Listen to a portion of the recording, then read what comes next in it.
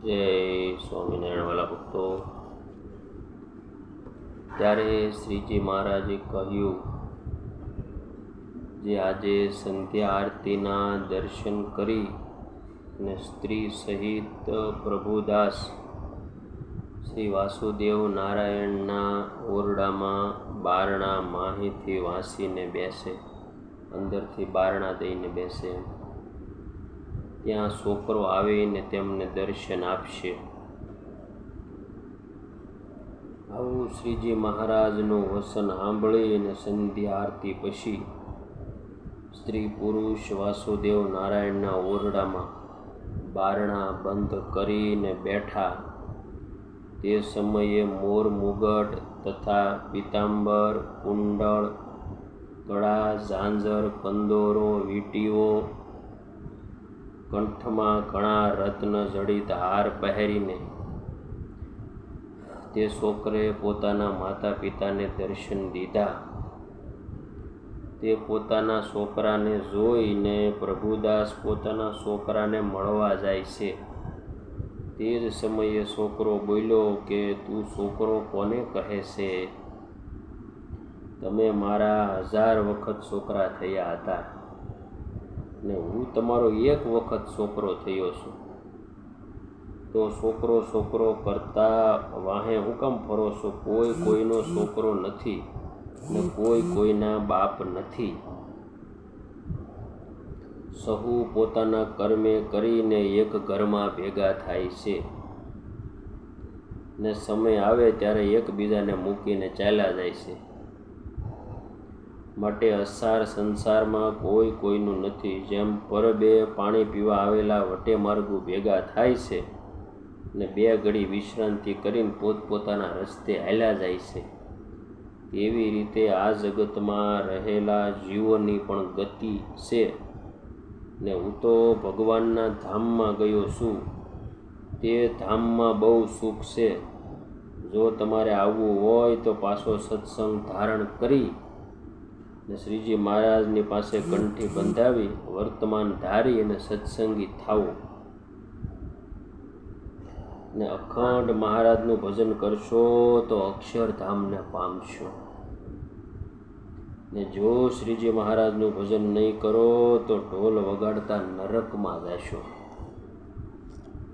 માટે મારું વચન માનીને સત્સંગ ધારણ કરશો તો જ તમારે ને મારે મેળાપ રહેશે. આટલો ઉપદેશ આપીને છોકરો અદૃશ્ય થયો.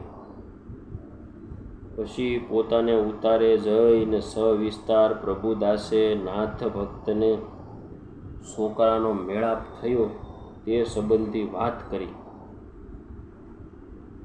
બીજે દિવસે નાથ ભક્ત સહિત પ્રભુદાસ અક્ષર ઓરડીમાં શ્રીજી મહારાજના દર્શન કરવા ગયા ને ત્યાં શ્રીજીને કહ્યું કે મને વર્તમાન ધરાવો, મારે ફરીથી કંઠી ધારણ કરીને સત્સંગી થવું છે.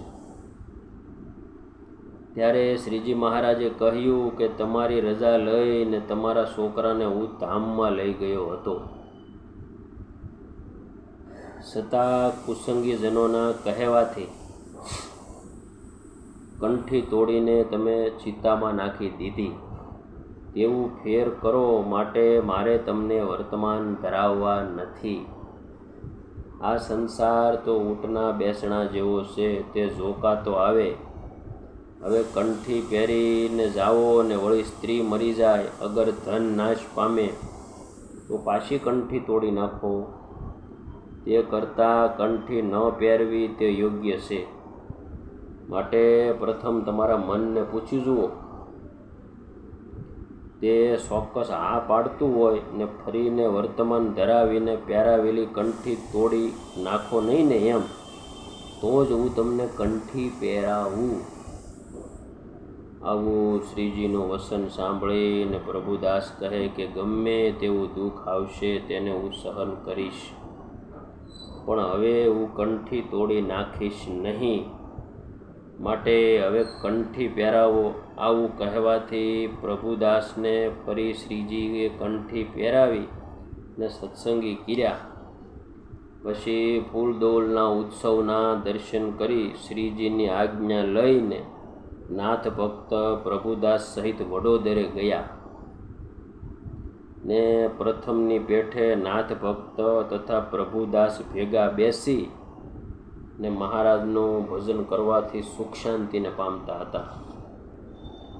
શ્રીજી મહારાજની આજ્ઞાથી મુમુક્ષુ જનોને ઉપદેશ કરવા દેશાંતરમાં ફરતા ફરતા એવા અદ્ભુતાનંદ સ્વામી કંજદ્વારી શહેરમાં આવ્યા.